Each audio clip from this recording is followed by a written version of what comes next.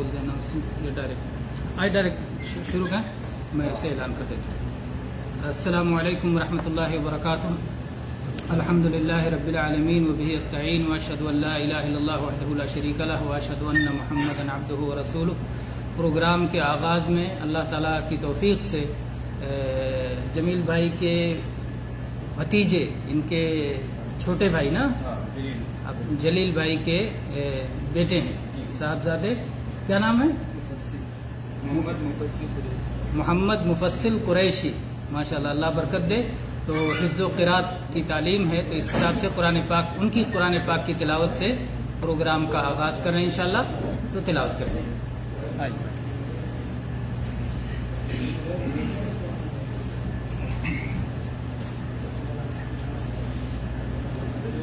السلام علیکم ورحمۃ اللہ وبرکاتہ۔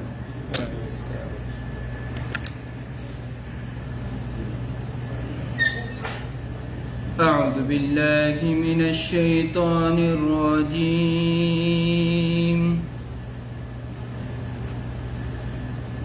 بسم اللہ الرحمن الرحیم۔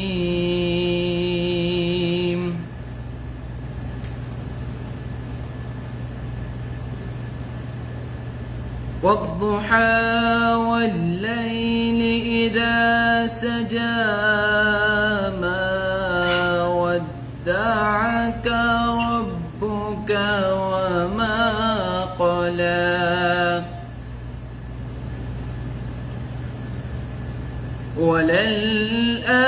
وللآخرة خير لك من الأولى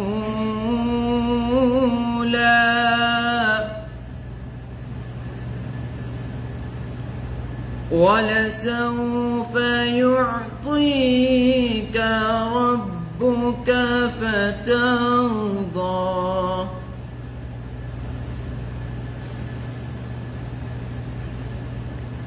بسم اللہ الرحمن الرحیم۔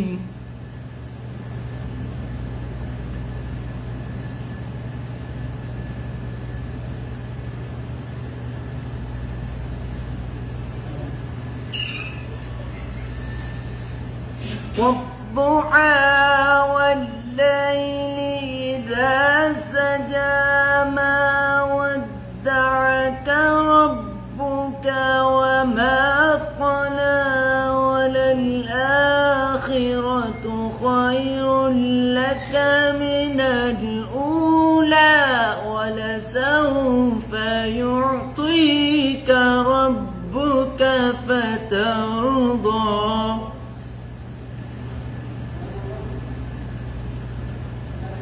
ألم يجدك يتيما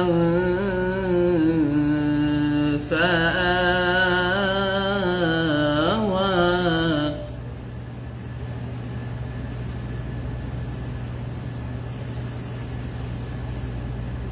ووجدك ضالا فهدى ووجدك عائلا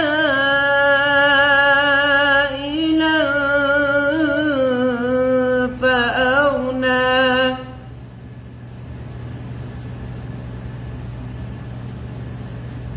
فأما اليتيم فلا تقهر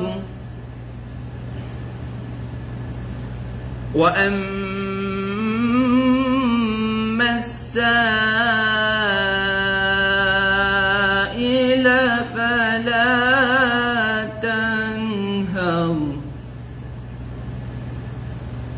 وأما بنعمة ربك فحدث صدق الله العظيم۔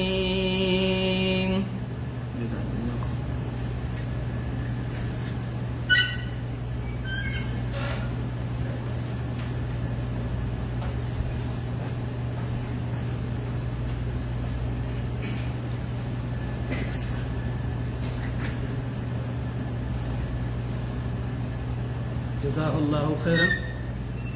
माशाअल्लाह बड़ी खूबसूरत आवाज़ में और बेहतरीन अंदाज में सूरत अज़्ज़ुहा की तिलावत की, और ये सूरत हकीकत में बड़ी अजीमुश्शान सूरत है। उसी पे आज कुछ बात कर लेते हैं और हम्द से शुरू करते हैं अपना दर्स। अल्हम्दुलिल्लाहि रब्बिल आलमीन व बिही अस्तईन व अशहदु अल्ला इलाहा इल्लल्लाह वहदहु ला शरीका लह व अशहदु अन्ना मुहम्मदन अब्दुहु व रसूलुहु, अम्मा बाद। बिस्मिल्लाहिर रहमानिर रहीम। वद्दुहा वल्लैलि इज़ा सजा मा वद्दअका रब्बुका व मा क़ला वलल आखिरतु खैरुल लका मिनल ऊला वलसौफ युअतीका रब्बुका फतरदा अलम यजिदका यतीमन फआवा ववजदका ضالًا फहदा ववजदका आइलन फअगना फअम्मल यतीम फला तक़हर वअम्मा अस्साइल फला तनहर वअम्मा बिनिअमति रब्बिका फहद्दिस।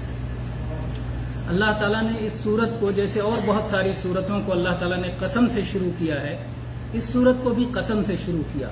वद्दुहा, दुहा इससे पहले भी आप लोगों ने सुना होगा, सलातुद दुहा है ना, जुहा के वक्त की सलाह। जुहा एक वक्त है अरबी में, जब सूरज निकल के चमकने लगता है, बुलंदी पे पहुंच जाता है, रोशन हो जाता है, तो वो दुहा का वक्त कहलाता है।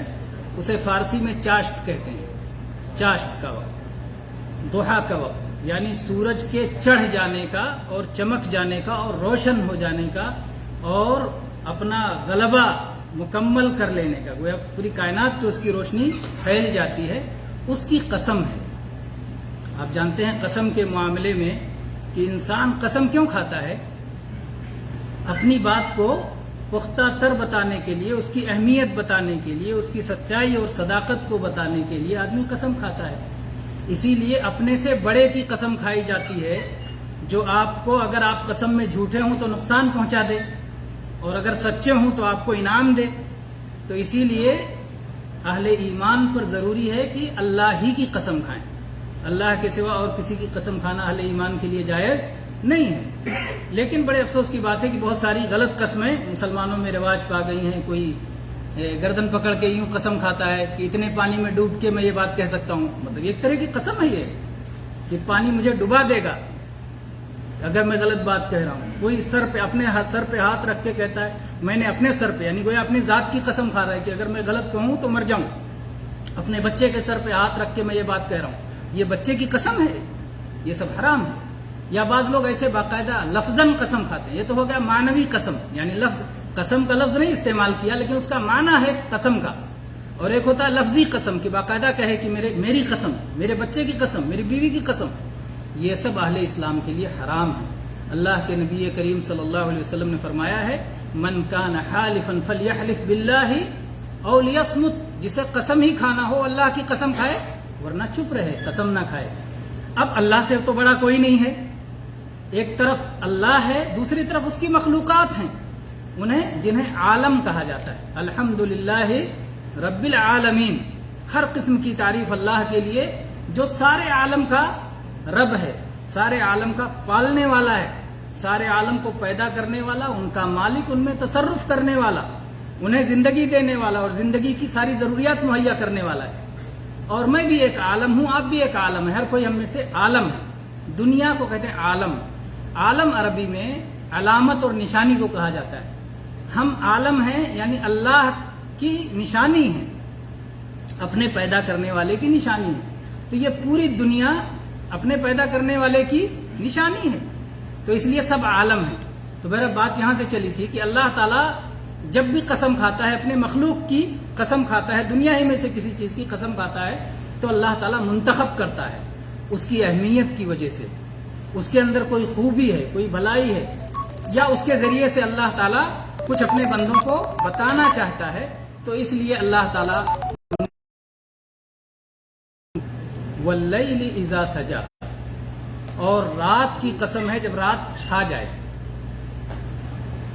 रात के छाने का अल्लाह ताला ने जगह जगह जिस अंदाज में बयान किया है कि जैसे कोई चीज ऊपर से ढक दी जाती है, छा जाती है, तो मतलब ऊपर से जैसे चादर तान दी गई, यही हालत होती है जब रात आती है। खास तौर पे जब आप हवाई जहाज से सफर करें तो आपको इसका अंदाजा होगा کہ کیسے آپ ہوائی جہاز پہ رہتے ہیں اور سورج اور روشنی نظر آتی ہے، لیکن نیچے زمین پر ایسا اندھیرا ہوتا ہے جیسے کسی نے کالی چادر تان دی ہو اور اندھیرا اور رات ہو جاتی ہے. تو اللہ تعالیٰ نے رات کے بارے میں یہی فرمایا کہ جب رات چھا جائے، یعنی جیسے چادر جیسے رات کو پھیلتی چلی جاتی ہے، ساری چیزوں کو ڈھانک لیتی، تو اللہ تعالیٰ نے رات کی قسم کھائی. یہ اللہ کی نشانیاں ہیں کہ کیسے پورا اندھیرا ہو جاتا ہے، پھر کیسے اجالا آتا ہے، پھر سورج کس قدر اوپر چڑھ کر کیسی روشنی دیتا ہے، پھر اللہ تعالیٰ اس سورج کو ڈھال دیتا ہے، غروب کر دیتا ہے، ڈبا دیتا ہے. تو اللہ نے ان چیزوں کی قسم کھائی کہ اللہ کیسے حالات کو تبدیل کرتا ہے، کیسے ایک حالت سے دوسری حالت آتی ہے. وَالضُّحَىٰ وَاللَّيْلِ إِذَا سَجَىٰ، اللہ نے دو چیزوں کی قسم کھائی، رات کے اندھیرے کی جب رات چھا جائے، اور دن کے ابتدائی حصے کی جب وہ چڑھتا جا رہا ہو. اور یہ ظاہر بات یہ سورت مکہ میں نازل ہوئی ہے اور ابھی اسلام کا سورج بلند ہو رہا ہے، انشاءاللہ یہ بڑھتا جائے گا. تو پھر اس کے بعد اللہ تعالیٰ نے فرمایا مَا وَدَّعَكَ رَبُّكَ وَمَا قَلَىٰ، اللہ تعالیٰ نے آپ کو چھوڑا نہیں ہے اور اللہ آپ سے ناراض نہیں ہے. اللہ تعالیٰ نے آپ کو چھوڑا نہیں ہے اور نہ ہی اللہ تعالیٰ ناراض ہے. سب سے بڑا ناکام وہ ہے جس سے اللہ ناراض ہو جائے اور اللہ اس کو چھوڑ دے. اللہ کی زمین، اللہ کے آسمان کے نیچے، اللہ کی نعمتوں میں ہے، اگر اللہ ناراض ہو جائے پھر کیا بچے گا انسان کے پاس؟ کچھ نہیں. نبی کریم صلی اللہ علیہ وسلم رات کو تہجد پڑھا کرتے تھے اور تہجد میں قرآن پاک کی تلاوت بآواز بلند کیا کرتے تھے. تو آپ کسی رات آپ کی طبیعت خراب ہو گئی، آپ کی آواز اتنی بلند نہ ہوئی کہ پڑوسیوں تک پہنچ سکے، تو کسی کہنے والے نے کہا کہ شاید محمد صلی اللہ علیہ وسلم کے شیطان نے، نعوذ باللہ، ان کی زبان میں کفار نے کہا کہ محمد صلی اللہ علیہ وسلم کے شیطان نے ان کو چھوڑ دیا، اس لیے 2-3 راتوں سے آواز نہیں آ رہی ہے. تو اللہ تعالیٰ نے اس پر یہ سورت نازل فرمائی ما ودعک ربک وما قلی، کہ اے محمد صلی اللہ علیہ وسلم آپ کو آپ کے رب نے چھوڑا نہیں ہے اور آپ کا رب آپ سے ناراض نہیں ہے. اور اللہ تعالیٰ تو آپ کو برابر نعمتیں دے رہا ہے اور وہ ظاہر ہیں سب کے سامنے. تو اللہ تعالیٰ نے فرمایا ما ودعک ربک وما قلی وللآخرۃ خیر لک من الاولی. ایک ہے اولا اور ایک ہے آخرہ. اولا یہ شروع کی چیز اور آخرہ بعد میں آنے والی چیز. اسی لیے دنیا کو کہتے ہیں اولا، یہ پہلے آ گئی ہے، اور آخرہ، آخرت کو کہتے ہیں آخرہ، آخرت وہ بعد میں آئے گی. تو اللہ تعالیٰ نے فرمایا ولل آخرت، لام اس کو حرف تاکید کہتے ہیں عربی زبان میں، یقینی طور پر.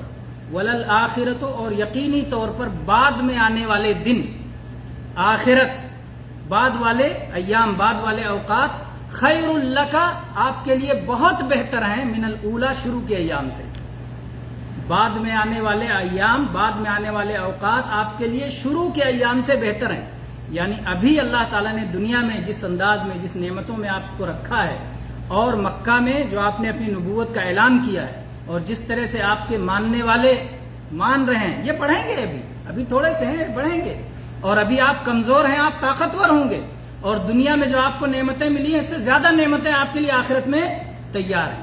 اہل ایمان اور اہل کفر میں یہی فرق ہے کہ اہل کفر کا ہر آنے والا دن پچھلے دن سے برا ہونے والا ہے، اور اہل ایمان کا آنے والا دن پچھلے دن سے اچھا ہونے والا ہے. مرنے سے ہی ان کے لیے خیر کے دروازے شروع ہو جائیں گے اہل ایمان کے لیے. قبر میں اللہ کی نعمتیں، جنت کی ہوائیں آئیں گی اہل ایمان کے لیے، اور آخرت میں ہمیشہ ہمیش کی جنت ملے گی. اس کے مقابلے میں اہل کفر دنیا میں جتنے مزے کرنے ہیں کر لیں، جیسے ہی آنکھ بند ہوئی، موت آئی، دنیا سے گئے، وہیں سے قبر سے عذاب شروع ہوگا. اور قبر پہلی منزل ہے، اس سے آگے جا کر کے اور بدترین عذاب آئے گا. تو ان کا بعد والا دن پہلے دن سے برا ہوگا. آخرت ان کی اولا سے، دنیا سے بدتر ہے، اور اہل ایمان کے لیے آخرت دنیا سے بہتر ہے. اور اہل ایمان کے امام محمد الرسول اللہ صلی اللہ علیہ وسلم کے لیے تو بہتر سے بہتر ہے، اعلیٰ سے اعلیٰ ہے. اس کا ہم بیان نہیں کر سکتے اپنے لفظوں میں کہ اللہ نے دنیا میں بھی کتنا خیر عطا فرمایا، اور آخرت کا خیر تو بے حساب ہے کہ ہم دعائیں کرتے ہیں یا اللہ محمد صلی اللہ علیہ وسلم کے قریب ہمیں رکھنا، آپ کی قربت، آپ کی نزدیکی ہمیں عطا کرنا. یہ سارے اہل ایمان دعائیں کرتے ہیں. تو بہرحال اللہ تعالیٰ نے فرمایا وللآخرۃ خیر لک من الاولی، اور آخرت آپ کے لیے دنیا سے بہتر ہے، اور آنے والے دن آپ کے لیے پچھلے دنوں سے، شروع کے دنوں سے بہتر ہیں. دونوں معنی بنتا ہے. اور تفسیر کے معاملے میں علماء تفسیر یہ کہتے ہیں کہ اگر ایک آیت میں ایک سے زیادہ معنی ہو اور اس معنی کو مراد لینے میں کوئی رکاوٹ نہ ہو تو وہ معنی مراد لیا جا سکتا ہے. چنانچہ اس آیت میں بھی یہ معنی مراد لے سکتے ہیں کیونکہ اللہ کے نبی صلی اللہ علیہ وسلم کے آنے والے دن پچھلے دنوں سے بہتر رہے. مدینہ مکہ سے بہتر رہا اور پھر مدینہ میں ہر اگلا سال پچھلے سال سے بہتر رہا. باقاعدہ فتوحات ہوتی رہیں. اللہ تعالیٰ نے جنگوں میں آپ کو کامیابیوں سے نوازا اور پورے عرب میں اللہ کے نبی صلی اللہ علیہ وسلم کا غلبہ ہو گیا اور چھا گئے اور کفر مٹ گیا اور لوگ اللہ کے دین میں فوج در فوج داخل ہوئے. تو یہ اللہ کی نعمتیں تھیں جو آپ پر اللہ تعالیٰ کی طرف سے آتی رہیں. تو اللہ نے فرمایا وَلَلْآخِرَةُ خَيْرٌ لَكَ مِنَ الْأُولَى وَلَسَوْفَ يُعْطِيكَ رَبُّكَ فَتَرْضَى. اور اللہ تعالیٰ آپ کو اتنا عطا کرے گا, اتنا نوازے گا کہ آپ خوش ہو جائیں گے. اللہ اکبر, کتنی بڑی بات ہے. اس کو بعض اہل بدعت اس طرح لے جاتے ہیں نعوذ باللہ کہ اللہ تعالیٰ محمد صلی اللہ علیہ وسلم کو خوش کرنے کے لیے پریشان رہتا ہے. نعوذ باللہ نعوذ باللہ. اللہ کا مرتبہ اللہ ہے. اللہ نے ہی آپ کو اتنا سارا مقام دیا ہے تو آپ کو یہ مقام ملا ہے. ہم اللہ کو چھوٹا کر دیں نعوذ باللہ رسول اللہ صلی اللہ علیہ وسلم کے مقابلے میں, تو اس سے بڑی نادانی کیا ہو. اللہ نے دیا, اللہ کے دینے سے ملا, اور اللہ تعالیٰ اتنا دے گا کہ محمد صلی اللہ علیہ وسلم خوش ہو جائیں گے اور آپ کے امتی خوش ہو جائیں گے. تو یہ تو اللہ کا انعام ہے, اس پر اللہ کا شکر گزار ہونا چاہیے اور اللہ کے مقام کو بڑھانا چاہیے, نہ کہ ہم نادانی کر کے دوسرے راستے پہ چلے جائیں. تو بہرحال اللہ تعالیٰ اتنا آپ کو عطا کرے گا, اتنا آپ کو عطا کرے گا کہ آپ خوش ہو جائیں گے. اور اسی میں سے یہ بھی ہے کہ آپ کو آپ کی امت کے معاملے میں بھی اللہ خوش کر دے گا. بعض احادیث میں یہ الفاظ آئے ہیں سَنُرْضِيكَ فِي أُمَّتِكَ. آپ کو آپ کی امت کے بارے میں خوش کر دیں گے. کیسے نبی صلی اللہ علیہ وسلم کو امت کے بارے میں خوش کریں گے؟ نبی کریم صلی اللہ علیہ وسلم سے اللہ تعالیٰ نے پوچھا کہ آپ کیا چاہتے ہیں؟ کچھ مخصوص تعداد چاہتے ہیں جنہیں میں جنت سے ان گنہگاروں کو انہیں نکال کے جنت میں ڈال دوں, جہنم سے نکال کے جنت میں ڈال دوں, یا آپ چاہتے ہیں سفارش لے لیں, جس کی آپ سفارش کریں میں قبول کر لوں؟ اللہ کے نبی صلی اللہ علیہ وسلم نے کیا اختیار کیا؟ اللہ اکبر. عقل مند قربان جائیں. عقل بھی اللہ تعالیٰ نے عقل کے اعلیٰ درجے پر آپ کو رکھا تھا. آپ کے احادیث دیکھیں اور سر دھنتے جائیں. اللہ کے نبی صلی اللہ علیہ وسلم نے شفاعت کو اختیار کیا کیونکہ یہ زیادہ وسیع ہے. اللہ کے نبی صلی اللہ علیہ وسلم سفارش کریں گے, اللہ تعالیٰ قبول فرمائے گا. اور یہیں سے یہ مسئلہ واضح ہو جاتا ہے کہ مالک اللہ ہے, آپ سفارشی ہیں. سفارشی مالک نہیں ہوتا. جو بہت سارے لوگ اس غلطی میں پڑے رہتے ہیں, وہ سمجھتے ہیں کہ ہم رسول اللہ کے, جنت رسول اللہ کی. نعوذ باللہ. ہم اللہ کے بندے اور جنت بھی, جنت کا مالک بھی اللہ ہے, اور محمد صلی اللہ علیہ وسلم بھی اللہ کے بندے, اور آپ جنت میں داخل کرنے کے لیے امتیوں کی سفارش کریں گے. آپ دروازہ کھٹکھٹائیں گے, جنت کا دروازہ کھلے گا اور آپ امتیوں کی سفارش کریں گے. یا اللہ یہ میرا گنہگار امتی ہے, اس سے بڑا بڑا گناہ ہوا ہے یا اللہ, لیکن میرا امتی ہے, میرا کلمہ پڑھتا تھا, تیری توحید کا نغمہ گاتا تھا, کلمہ شروع کرتا تھا لا الہ الا اللہ سے. یا اللہ تیری توحید, میرا کلمہ پڑھتا تھا یعنی تیری توحید کو مانتا تھا, میری رسالت کو مانتا تھا. یا اللہ اس کی سفارش کر لے, قبول کر لے. تو اللہ تعالیٰ ان کی سفارش قبول کر کے انہیں جنت میں داخل کرے گا, گنہگار بندوں کو. اور کیسے گناہ؟ بڑے بڑے گناہ کرنے والے بندوں کو, بڑے بڑے گناہ جن سے ہوئے ہوں گے, چھوٹے گناہ نہیں. نبی صلی اللہ علیہ وسلم نے فرمایا شفاعتی لأہل الکبائر من امتی, میری سفارش میرے امت کے بڑے بڑے گناہ کرنے والوں کے لیے ہوگا. تو یہ نبی کریم صلی اللہ علیہ وسلم سے اللہ تعالیٰ نے وعدہ کیا ہے کہ ہم آپ کو اتنا دیں گے, اتنا دیں گے, اتنا دیں گے کہ آپ خوش ہو جائیں گے. وَلَسَوْفَ يُعْطِيكَ رَبُّكَ فَتَرْضَى. پھر اللہ تعالیٰ نے دنیا ہی میں نشان بتایا کہ دنیا میں کیا کیا نہیں دیا آپ کو. اور اللہ تعالیٰ جب کوئی نعمت گنوائے, اللہ تعالیٰ الکبیر المتعال بہت بڑا ہے, بہت عظیم ہے اور بہت نعمتیں والا. اس نے کچھ نعمتیں بطور نمونہ گنوائی, انہیں نعمتوں کے اندر ہی نعمتیں ہیں. اللہ تعالیٰ نے فرمایا الم یجدک یتیمن فآوی. کیا بات ایسی نہیں تھی کہ اللہ نے آپ کو یتیم پایا تو آپ کو ٹھکانہ دیا؟ محمد صلی اللہ علیہ وسلم کی ابھی پیدائش نہیں ہوئی تھی اور آپ کے والد کی وفات ہو گئی. پیدا ہوئے یتیم پیدا ہوئے. باپ کے مرنے سے بچہ یتیم ہوتا ہے نا, کہ ماں کے مرنے سے؟ باپ کے مرنے سے بچہ یتیم ہوتا ہے. محمد صلی اللہ علیہ وسلم کے والد آپ کی پیدائش سے پہلے ہی وفات پا گئے تھے.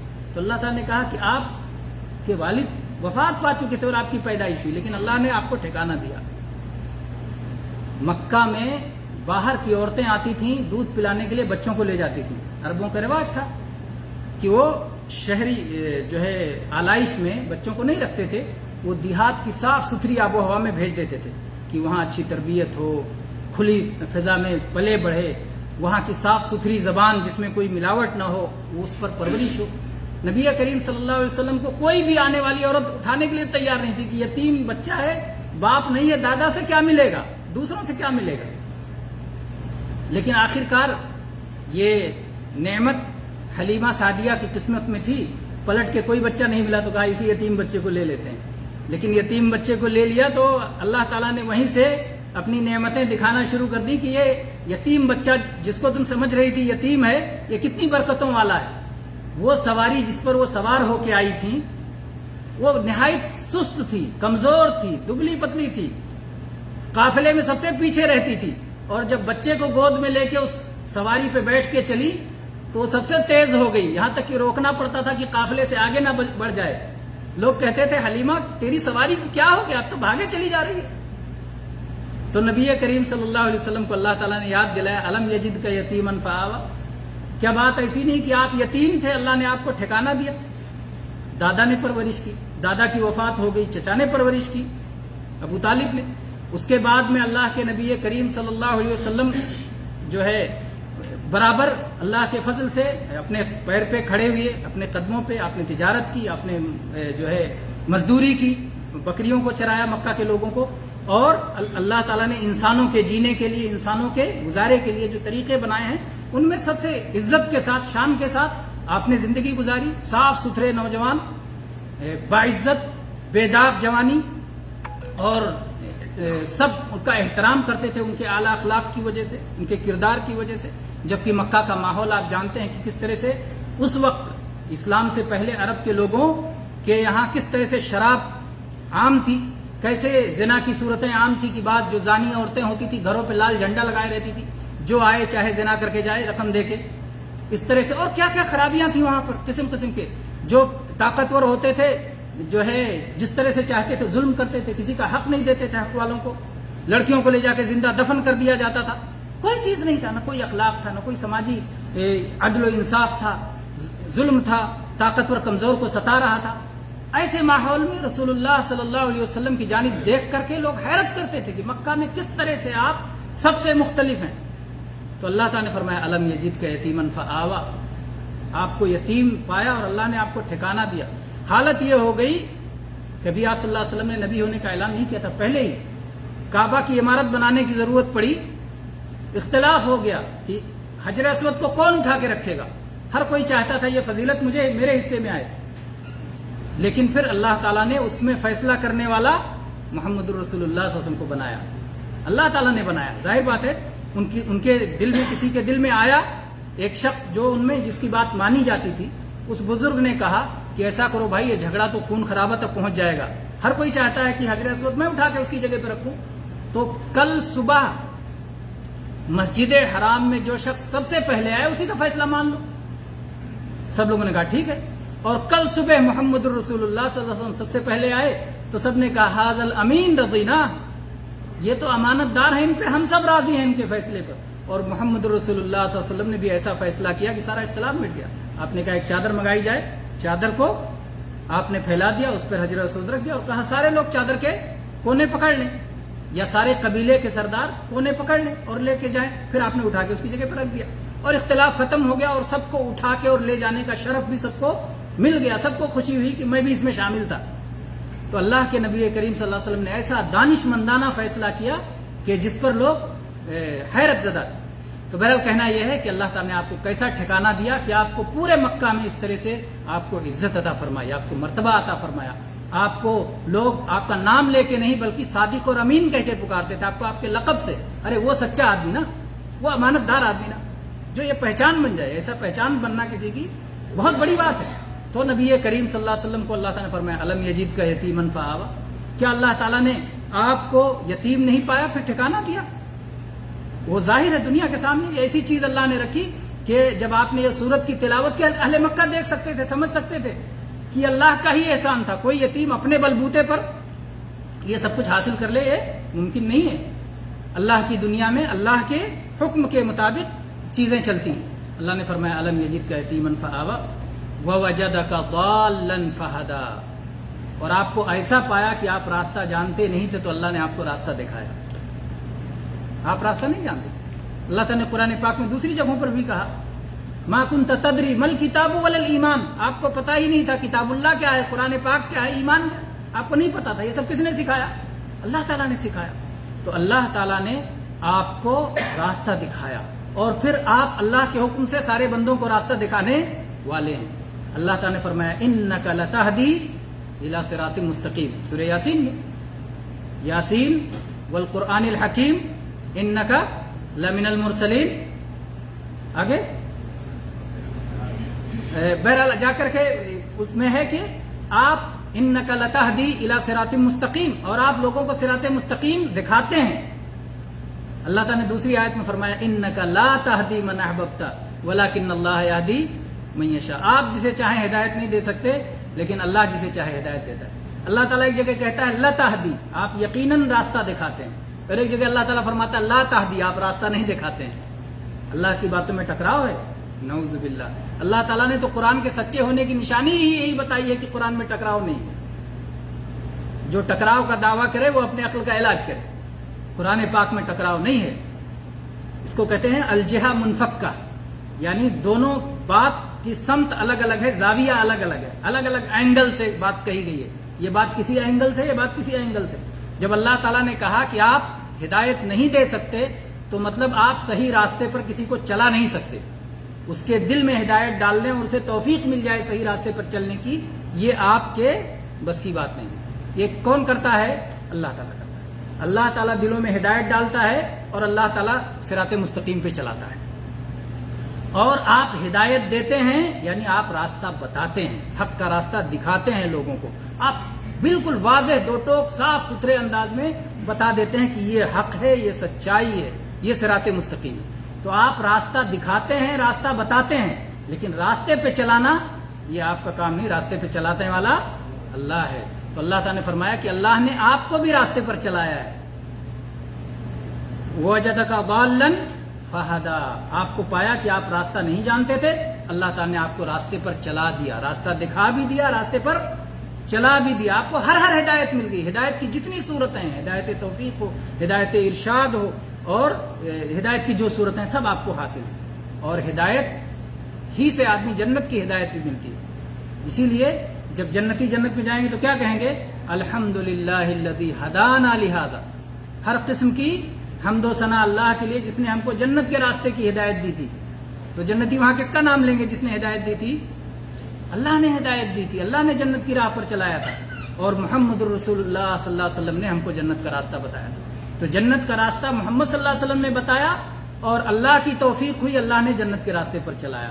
تو ہم محمد صلی اللہ علیہ وسلم کے بھی شکر گزار ہیں، آپ کے احسان مند ہیں، آپ کے لیے درود پڑھتے ہیں، آپ کی تعریف کرتے ہیں، آپ کے جو ہے شان میں نعت پڑھتے ہیں، اور آپ کے لیے دعائیں کرتے ہیں اللہ تعالیٰ سے، اور اللہ تعالیٰ کے شکر گزار ہوتے ہیں، اللہ ہی کی عبادت کرتے ہیں، محمد صلی اللہ علیہ وسلم کے طریقے کو اپناتے ہوئے اللہ تعالیٰ کو راضی کرتے ہیں.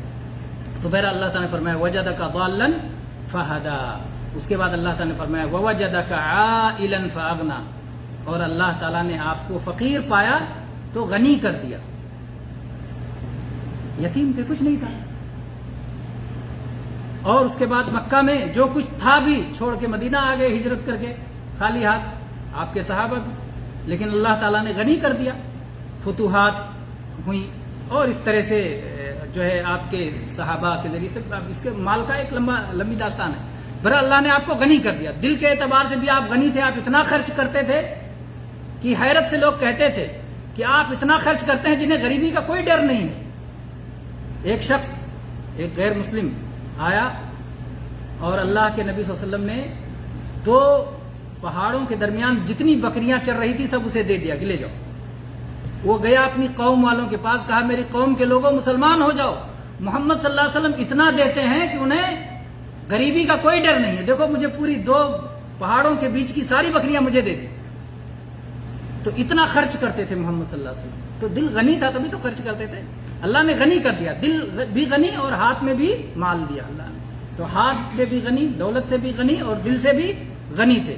وَوَجَدَكَ عَائِلًا فَأَغْنَى, اللہ نے آپ کو فقیر پایا, آپ کو غنی کر دیا. تو 3 نعمتیں اللہ نے گنائی. آپ یتیم تھے, آپ کو ٹھکانہ بخشا. آپ راستہ نہیں جانتے تھے, آپ کو راستہ دکھایا. آپ فقیر تھے, آپ کو غنی کر دیا. جب نعمت اللہ نے دی ہے تو آپ کے اوپر کچھ ذمہ داریاں بھی عائد ہوتی ہیں. پھر اللہ نے ذمہ داریاں بتائی. کیا کیا ذمہ داری بتائی؟ فَأَمَّا الْيَتِيمَ فَلَا تَقْهَرْ, آپ یتیم تھے, اب یتیم کا خیال بھی رکھیں. فَأَمَّا الْيَتِيمَ فَلَا تَقْهَرْ, یتیموں کو پر ظلم و زیادتی نہ کریں. اللہ کے نبی کریم صلی اللہ علیہ وسلم نے ایسی تعلیم دی کہ محمد الرسول اللہ صلی اللہ علیہ وسلم کے امتی یتیموں کا جتنا خیال رکھتے ہیں دنیا کی کوئی قوم نہیں رکھ سکتی. یتیموں اور بیواؤں کے لیے بھاگ دوڑ کرنے والا اور ان کے لیے ان کی خوراک, پوشاک اور ان کی زندگی کے لیے سامان کا انتظام کرنے والے کو اللہ کے نبی صلی اللہ علیہ وسلم کیا فرمایا ہے؟ کل مجاہد فی سبیل اللہ, جیسے اللہ کی راہ میں جہاد میں لگا ہوا. اتنا بڑا درجہ دیا جو یتیموں اور بیواؤں کی کفالت کا انتظام کرتا ہے. اور اسی طرح سے آپ نے کہا انا وکافل الیتیم فی الجنہ کہاتین, کہ میں اور یتیم کی پرورش کرنے والا جنت میں ایسے ہوں گے جیسے یہ 2 انگلیاں ہیں, دونوں ایک دوسرے کے بغل میں. کتنا بڑا درجہ دیا آپ نے یتیم کی پرورش کرنے والے. اللہ نے آپ کو ذمہ داری دی کہ آپ یتیم تھے, اللہ نے آپ کو ٹھکانہ دیا, اب آپ خود بھی یتیم پر ظلم و زیادتی نہ کریں. فَأَمَّا الْيَتِيمَ فَلَا تَقْهَرْ وَأَمَّا السَّائِلَ فَلَا تَنْهَرْ, دوسری ذمہ داری, اور سوال کرنے والے کو نہ ڈانٹیں. آپ راستہ نہیں جانتے تھے, اللہ نے راستہ دکھا دیا. اب آپ سے کوئی راستہ پوچھے تو آپ ڈانٹ دو, نہیں میں نہیں راستہ بتاؤں گا, نہیں. اگر کوئی آپ سے راستہ پوچھے راستہ بتائیں تو یہ طالب علم کو ڈانٹنا نہیں ہے. جو علم حاصل کرنا چاہتا ہے, جو سوال پوچھتا ہے, اسے ڈانٹا نہیں جائے گا. اس کا دوسرا معنی بھیک مانگنے والے کو ڈانٹو نہیں. سائل مانے دونوں, وہ بھی سائل ہے, مانگنے والا. سائل مانگنے والا اور سائل پوچھنے والا دونوں سائل ہیں عربی زبان میں. اللہ تعالیٰ نے قرآن پاک میں دونوں معنی میں اس لفظ کو استعمال کیا ہے. اللہ تعالیٰ نے فرمایا سأل سائل بعذاب واقع, آنے والے عذاب کے بارے میں پوچھنے والا پوچھ رہا ہے, تو یہاں سائل کا لفظ آیا نا. اور اسی طرح سے اور بھی جگہ الفاظ آئے, تو بہرحال ذہن سے نکل گئی وہ آیت. سائل کے معنی مانگنے والا ہوتا ہے, معروف ہے. سائل مانگنے والا اور سائل پوچھنے والا, تو دونوں ہے. جو مانگے اس کو بھی نہ ڈانٹیں اور جو سوال پوچھے اس کو بھی نہ ڈانٹیں. لیکن اس کا مطلب یہ نہیں ہے کہ جو سائل ہے وہ ضرور لے جائے گا, اس کو دینا ضروری ہے. بعض لوگ یہ سمجھتے ہیں, بہت سارے بھیک مانگنے والے آتے ہیں اور یہ آیت پڑھ کے کہتے ہیں نہیں تمہیں دینا ہی پڑے گا. نہیں, اس آیت میں یہ نہیں ہے کہ دینا پڑے گا, ہے نا. اور اللہ کے نبی صلی اللہ علیہ وسلم نے خود مانگنے والے سے کہا ہے کہ تم ہٹے کٹے ہو, تمہیں کیسے دے دیں.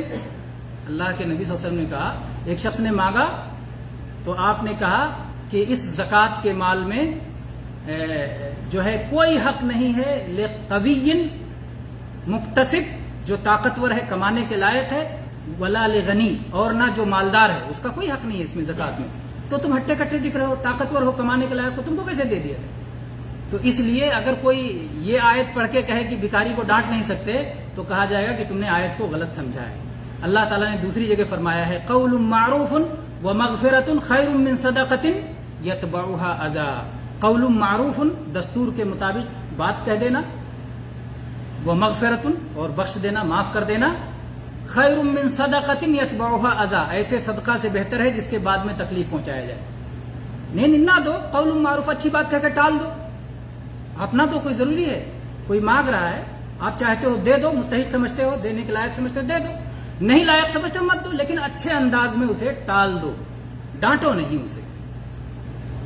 سوائے اس کے کہ وہ ظلم پر اتر آئے تو اس کا انجام اسی طرح سے ہوگا. جیسے کہ بہرحال تفصیل میں جائیں گے تو مسئلہ بڑھ جائے گا.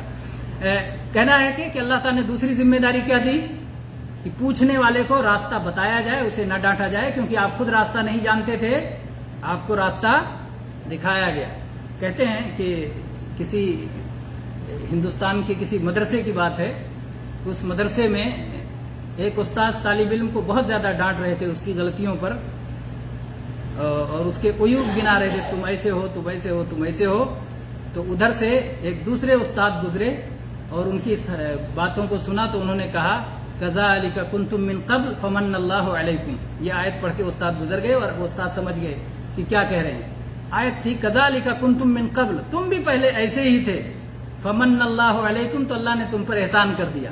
آج ہمارے بہت سارے بھائی جن کے عقیدوں کی اصلاح ہو جاتی ہے، اللہ تعالیٰ انہیں توحید کی سمجھ دے دیتا ہے، اتباع سنت کی توفیق عطا فرما دیتا ہے، تو اپنے ان بھائیوں کو جو ابھی توحید کو نہیں سمجھے ہیں یا جنہوں نے سنت کے راستے کو نہیں پایا ہے، جو بعض غلطیوں میں مبتلا ہیں یا گناہوں میں مبتلا ہیں، ان کے بارے میں مایوسی کا شکار ہو جاتے ہیں. کہتے ہیں نہیں نہیں یہ تو سدھرنے والے نہیں ہیں. ارے بھائی آپ بھی ایسے ہی تھے، پھر سدھرے نا، وہ بھی سدھریں گے، کیوں ہم مایوس ہو جائیں؟ مایوس نہیں ہونا ہے. نوح علیہ السلام نے کتنے سال تک دعوت کی؟ 950 سال تک. 1000 سال 50 کم 1000 سال تک آپ نے دعوت کی اور مایوس نہیں ہوئے. تو ہم تو اتنے جلدی مایوس ہو جاتے ہیں کہ نہیں یہ تو سدھرنے، ارے چھوڑو اس کو نہیں بتانا، یہ سدھرنے والا نہیں. ہمارے بہت سارے بھائیوں کی زبان پہ جاری رہتا ہے یہ غلط طریقہ ہے. نہیں، بالکل آپ اپنی کوشش جاری رکھیں اور ان کو برا بھلا بھی نہ کہیں. انہوں نے جس کو حق سمجھا اس پہ چل رہے ہیں، آپ وہ سمجھا دیں کہ بھائی جو آپ کے ہاتھ میں سکہ ہے کھوٹا سکہ ہے، تو یہ آپ سمجھانا آپ کا کام ہے. وہ بیمار ہیں، ان کی بیماری بتلانا آپ کا کام ہے، ان کو مطمئن کرنا کہ آپ بیمار ہیں اور آپ کے پاس کھوٹا سکہ ہے. انشاءاللہ پھر وہ سمجھ میں آ جائے گی بات.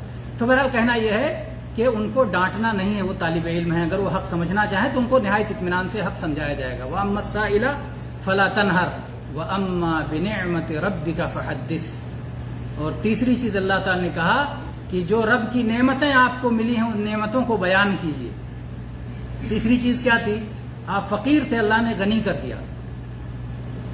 آپ کے پاس علم نہیں تھا، اللہ نے علم دیا. آپ کے پاس مال نہیں تھا، اللہ نے مال دیا. آپ کو اللہ نے قوت اور توانائی دی. آپ کے پاس ماننے والے نہیں تھے، اللہ نے ماننے والے دے دیے. آپ کے پاس سلطنت اور اقتدار کی کمی تھی، اللہ نے سلطنت اور اقتدار پورے عرب میں پھیلا دیا. ہر طرح سے غنی کیا اللہ نے. ہر نعمت کو آپ بیان کیجیے. دنیا میں بھی اللہ نے نعمتیں دی، آخرت میں بھی نعمتیں دی، ان نعمتوں کو بھی بیان کیجیے. اللہ کے نبی صلی اللہ علیہ وسلم نے بیان کیا. اللہ کے نبی صلی اللہ علیہ وسلم نے فرمایا انا سید ولد آدم یوم القیامہ ولا فخر. میں آدم کے سارے اولاد کا سردار ہوں گا قیامت کے دن، اور یہ فخر کے لیے نہیں کہہ رہا ہوں، حقیقت بیان کر رہا ہوں. تو اللہ کے نبی صلی اللہ علیہ وسلم نے کوئی چیز جو حقیقت تھی اس لیے نہیں چھوڑا کہ تواضع کے خلاف ہے. نہ، اللہ کے نبی سارا حق بیان کر کے گئے. اب اگر کوئی شخص نئی چیز لاتا اور کہتا اللہ کے نبی نے اس لیے نہیں بتایا کیونکہ اس میں تواضع کے خلاف ہو جاتا، آپ اپنے تواضع کی وجہ سے نہیں بیان کر رہے تھے، تو غلط بات ہے. اللہ کے نبی صلی اللہ علیہ وسلم نے کوئی چیز امت سے چھپایا نہیں ہے، سب کچھ بتا دیا ہے. جیسا کہ ابو ذر رضی اللہ عنہ کہتے ہیں کہ نبی کریم صلی اللہ علیہ وسلم جب اس دنیا سے گئے تو فضاؤں میں جو پرندے اڑتے ہیں ان پرندوں سے متعلق بھی بتا کے گئے. اس کا مطلب یہ نہیں کہ سارا غیب کا علم ہے، نعوذ باللہ، کیونکہ اگر اتنے ساری باتیں بتانا ہو تو زندگی کافی نہیں ہے 60 سال کی، نہ سننے والوں کی کافی. اگر ہم یہ مان بھی لیں کہ اللہ تعالیٰ محمد صلی اللہ علیہ وسلم کی زندگی میں اور زبان میں اور وقت میں برکت دے دے گا کہ آپ ساری چیزیں بیان کر دیں، تو سننے والوں کا وقت کا بھی مسئلہ بنے گا نا. بہرحال آپ نے ایک چیز ڈیٹیل پوری تفصیل کے ساتھ ساری کائنات کی آپ نے نہیں بتائی. اس کے سلسلے میں شرعی حکم بتایا، شریعت کا مسئلہ بتایا، ہمیں کیا عقیدہ رکھنا ہے اس بارے میں اور ہمیں کیا عمل کرنا ہے اس بارے میں. تو عقیدہ اور عمل سے متعلق جو بھی ضروری چیزیں تھیں اس کائنات کے اندر وہ ساری چیزیں آپ بتا کے گئے. عقیدہ اور عمل سے متعلق کوئی چیز آپ نے چھوڑا نہیں ہے.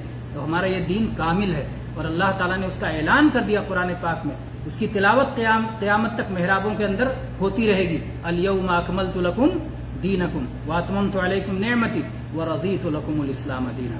بہرحال یہ بہت عظیم الشان صورت ہے. اس صورت کی تفسیر کی جائے تو نبی کریم صلی اللہ علیہ وسلم کی پوری سیرت اس کے اندر آ جاتی ہے اور آدمی اس کی پوری تفصیل کر سکتا ہے. اللہ تعالیٰ ہم سب کو اس کی سمجھ عطا فرمائے اس صورت کی. اور میں شکر گزار ہوں اپنے بھائی کا اور ان کے لیے دعا کرتا ہوں کہ اللہ تعالیٰ انہیں دنیا اور آخرت کی بہت ساری سعادتوں سے مالا مال فرمائے بہت اچھے انداز میں. بس بعض چیزیں میں دیر سے بطور تنبیہ کہہ رہا ہوں اور وہی صرف مراد نہیں ہے بلکہ تلاوت کے معاملے میں سب کے لیے ہم سب بہت سارے لوگ جو چند غلطیاں کرتے ہیں اس پہ بھی تھوڑی سی ہلکی سی تنبیہ ہے. یہ ان سے وہ مقصود نہیں ہے، یہ جنرل باتیں ہیں تلاوت کے سلسلے میں. تلاوت کے سلسلے میں نبی کریم صلی اللہ علیہ وسلم کا طریقہ یہ تھا کہ آپ ہر آیت پہ رکتے تھے. تو یہ آداب میں سے ایک ہے کہ آدمی ہر آیت پہ ٹھہر کے پڑھے. جیسے ہمارے یہاں پورے سورہ فاتحہ ایک سانس میں پڑھ جاتے ہیں اور سمجھتے ہیں کہ یہ بہت بڑا کمال کر دیا ہے. الحمدللہ رب العالمین الرحمن الرحیم مالک یوم الدین. ایسے پڑھتے چلتے آخر تک جا کے ولضالین پہ سانس توڑتے ہیں، سمجھتے ہیں کمال کر دیا. کمال نہیں ہے، بلکہ یہ کمال کے خلاف ہے. کمال ہے نبی صلی اللہ علیہ وسلم کا طریقہ اپنانے میں، اور آپ کا طریقہ کیا تھا کہ آپ ہر آیت پہ ٹھہرتے تھے. تو ہر آیت پہ رکنا سنت ہے. اسی طرح سے بہت سارے بھائی ہمارے جو ہے کاپی کرتے ہیں، نقالی کرتے ہیں. اللہ تعالیٰ نے ہر شخص کو الگ بنایا ہے، آپ کو الگ دیا ہے سب کچھ. آپ اپنا انداز اپنائیے، کسی کی کاپی مت کیجیے. قواعد تو ضرور لیجیے، جو تجوید کا قاعدہ ہے، اور اسی طرح سے کہاں غنہ کرنا ہے، کہاں مد کرنا ہے، کہاں کھینچنا ہے، کہاں رکنا ہے، سب کچھ لیجیے. لیکن کسی کی فوٹو کاپی مت بنیے. اللہ نے آپ کو الگ بنایا ہے. بہت سارے لوگ امام حرم کی کاپی کرنے کی کوشش کرتے ہیں، بہت سارے لوگ اور کسی کی کاپی کرنے کی کوشش. کاپی مت کیجیے. کاپی بہرحال اصل کے کمتر ہوتی ہے، اور اللہ نے آپ کو برتر بنایا ہے. لقد خلقنا الانسان فی احسن تقویم، اللہ نے فرمایا وَلَقَدْ كَرَّمْنَا بنی آدم. تو اس لیے بہت سارے حافظوں اور تجوید والوں میں یہ چیز رائج ہے کہ کسی قاری کی آواز کی کاپی کرتے ہیں. کاپی مت کیجیے. آپ اپنے الفاظ میں، اپنے انداز میں پڑھیے. اللہ نے آپ کو سب سے الگ بنایا ہے. انشاءاللہ وہ بہت پیارا ہوگا. اسی طرح سے تجوید کے معاملے میں ہر بار جب قرآن پاک کی تلاوت ختم کی جائے، ہر بار جب ختم کی جائے تو بہت سارے لوگ یہ سمجھتے ہیں کہ صدق اللہ العظیم کہنا سنت ہے. نہیں، صدق اللہ العظیم کہنا نبی کریم صلی اللہ علیہ وسلم سے ہر تلاوت کے ختم کرنے پر ثابت نہیں ہے، اس لیے اسے سنت نہیں کہا جا سکتا. اور پھر کیا پڑھا جائے؟ ضروری نہیں ہے کہ آپ ختم کرنے پر کچھ پڑھیں گے. جہاں تک آیت آپ کی پہنچی ہے اسی پر آیت روک دیں، ختم، مسئلہ ختم ہو گیا. دوسری صورت یہ ہے کہ بعض احادیث میں دعائے کفارت المجلس جو ہے وہ تلاوت کے اختتام پہ بھی آئی ہے، تو وہ دعا پڑھ سکتے ہیں.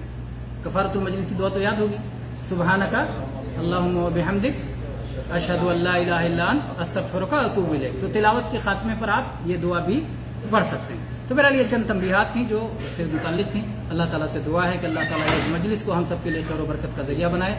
آمین. وآخر دعوانا ان الحمد للہ رب العالمین. وصلی اللہ علی نبینا.